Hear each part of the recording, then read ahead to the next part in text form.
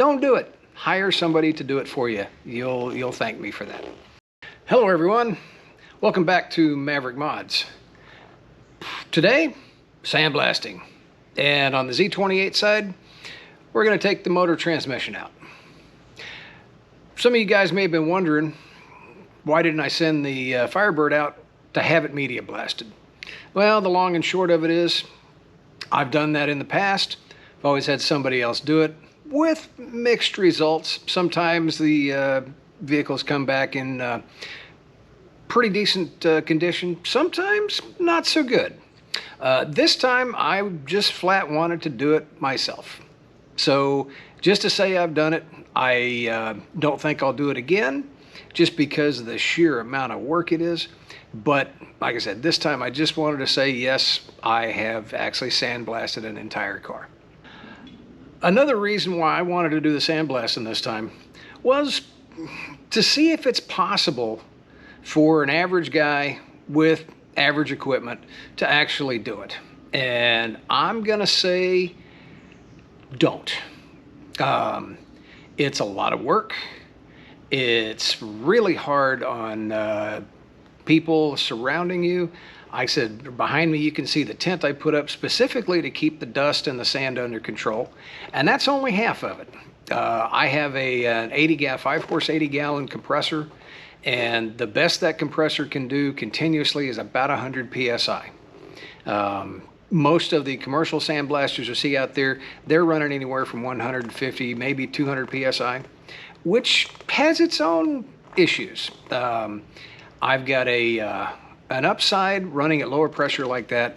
I have very little chance of warping the metal, which is a big problem with the higher pressure sandblasting that produces so much heat and transmits so much heat to the surface of the metal that you can't actually warp and ripple the metal with the higher settings. I don't really have that problem.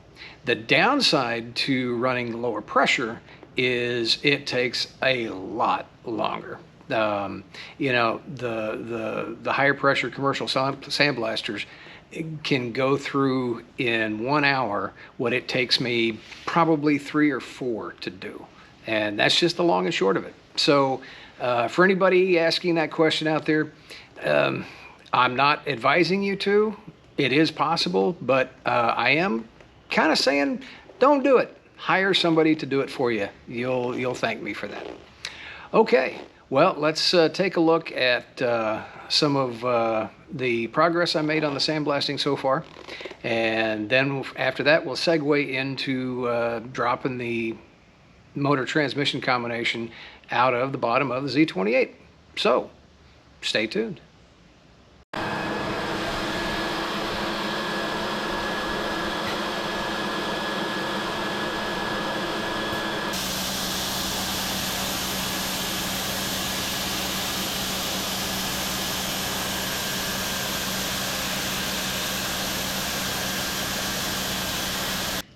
I'm going to interrupt myself here just for a minute and talk about PPE. That's personal protective equipment.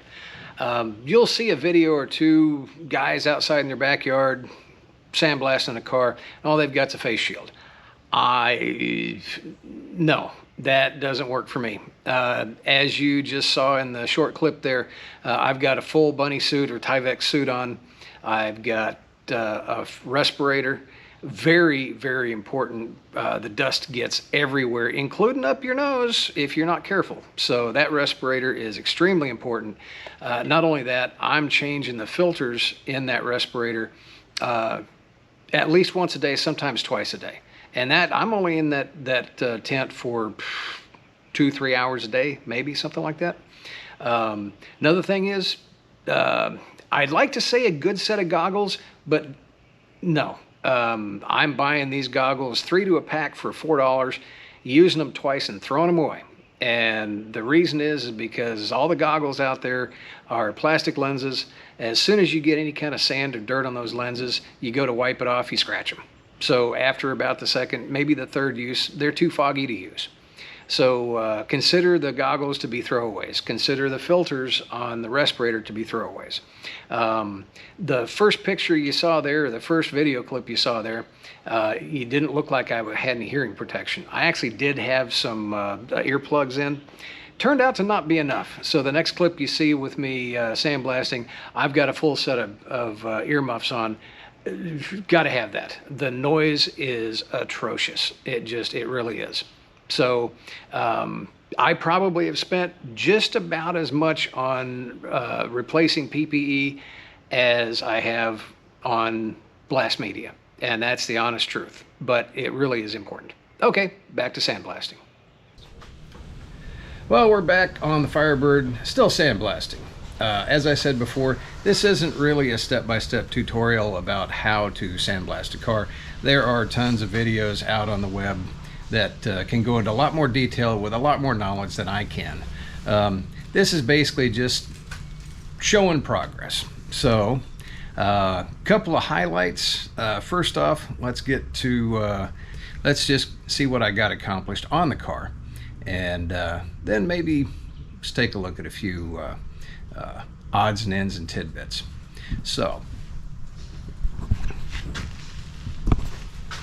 starting from the rear, I really wanted to see what this fender looked like. I apologize for the lighting here. Not a whole lot I could do about it at this point, but I did get the entire quarter cleaned up.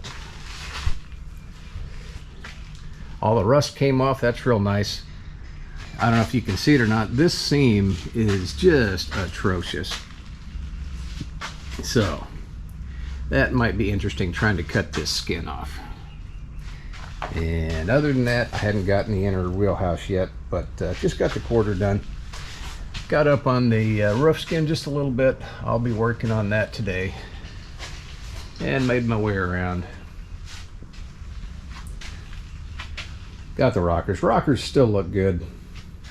Do have a little bit of rot right up in here. We'll be patching that. Get a little closer.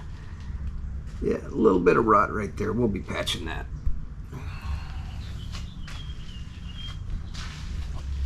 Started working in on the cowl. Here's an interesting tidbit, and this is what happens when your car sits in a garage. If you don't hermetically seal it, if it sits for 30 years, I probably have spun this car on the rotisserie since it's been on here, who knows, 25 or 30 times. Sometimes just to show off, sometimes to actually do something. Every single time I turn this car over, it sounds like a gravel truck inside. And little things like this come out.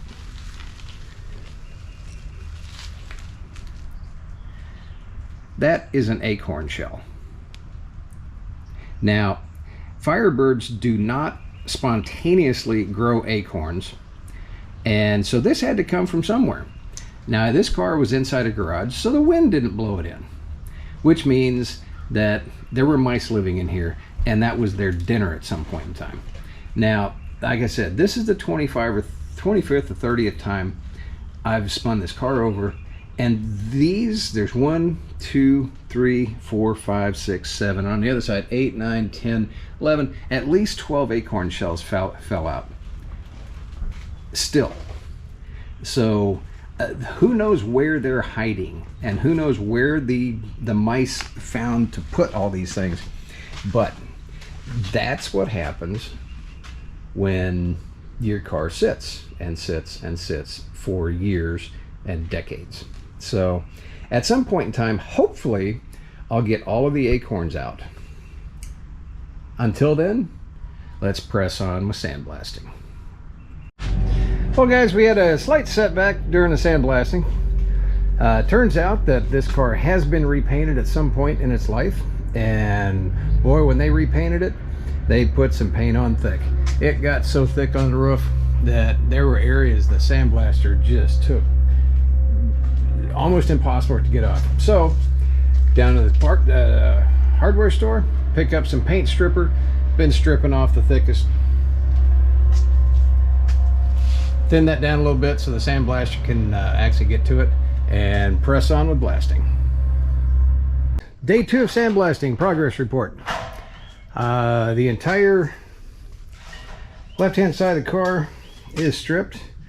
Little delay on the roof, getting who knows how many layers of old paint off with some pretty judicious application of paint stripper got me to the point where I could finally get sandblasted to get the rest of the paint off. Did find a little bit of an issue. We do have some rot here in the rear window channel. This, interestingly enough, is brazing, but I've got some pretty deep issues. Still got to clean out the Bondo here in the window channel, and we've got some rot right up here. I'll have to fabricate a little bit of sheet metal to fix that. I was told several years ago by a window guy not to put Bondo in the window channels here to cover up any rot.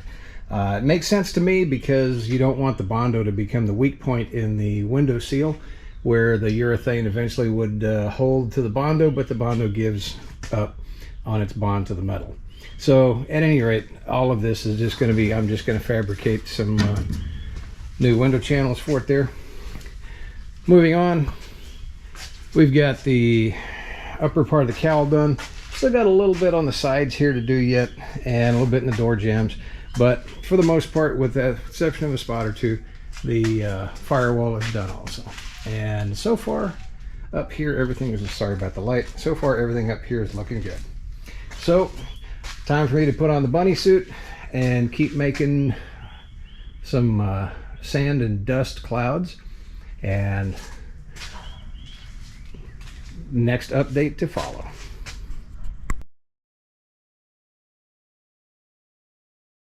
Okay, day 3 of sandblasting complete. I think it's day 3, or well, it's Wednesday, whatever day it is.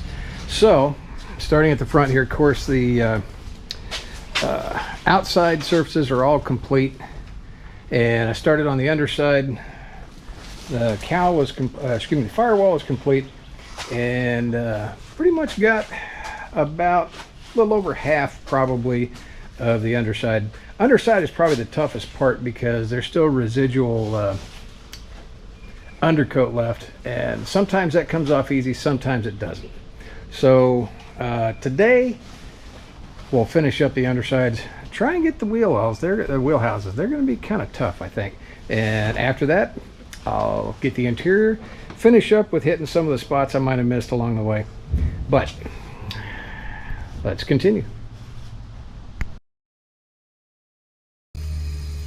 Step 1, removing the motor. Got to evacuate the AC system. Managed to borrow a machine from the guys down the street. So we're trying to be kind to the environment as much as I usually do. Actually, this is more than I usually do. But so we got the machine running right now. It's evacuating the Freon out of the system. As soon as it's done, we'll be back. Freon recovery successful and complete. Get the hoses off.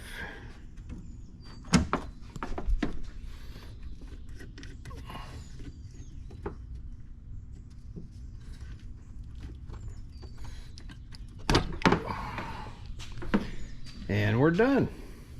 Next step, let's drain some coolant and start stripping the motor. Okay, with the AC system evacuated, do want to give a big shout out to Matthew over at Forester Performance here in Beaufort. Really great guys. Got a great shop out here. They were nice enough to loan me their machine.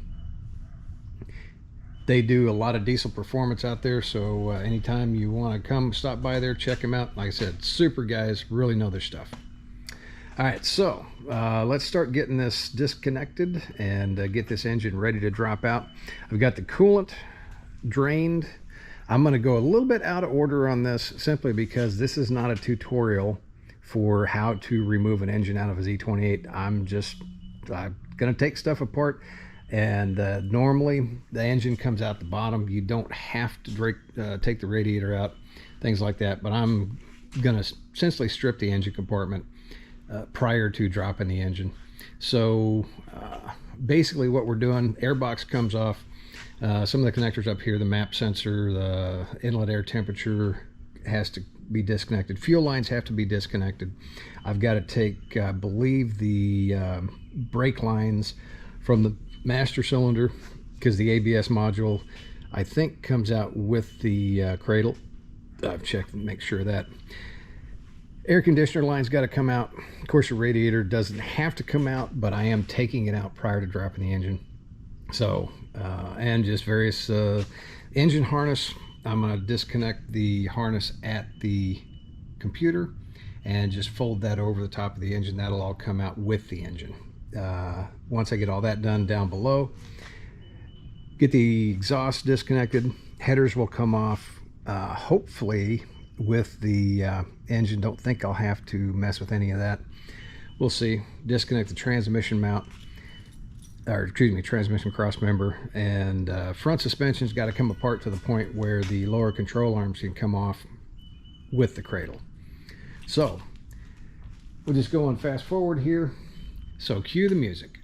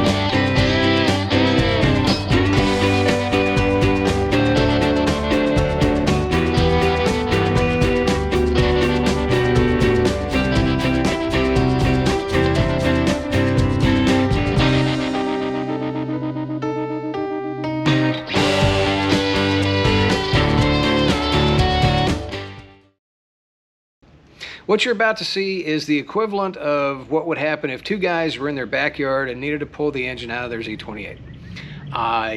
If anybody out there wants to donate a nice two-post lift for me, I wouldn't say no.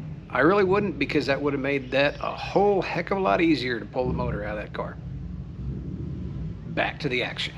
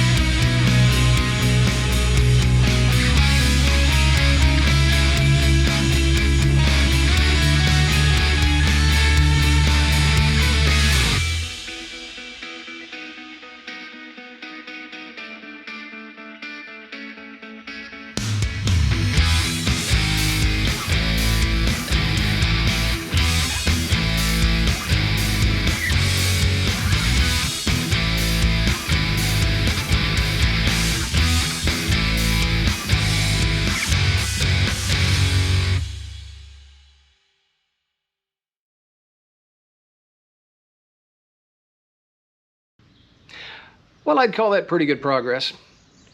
Sandblasting underway on the Firebird. About half done, I'd say. Z28, got the motor transmission out. Next week on the Firebird, I'm going to try and finish up sandblasting. And on the Z28, we'll try and get it torn down the rest of the way, get the dash, HVAC system, most importantly, get the wiring harness out. So, certainly appreciate you tuning in. Please like, share, and subscribe. It sure would help me out. And we'll see you next time.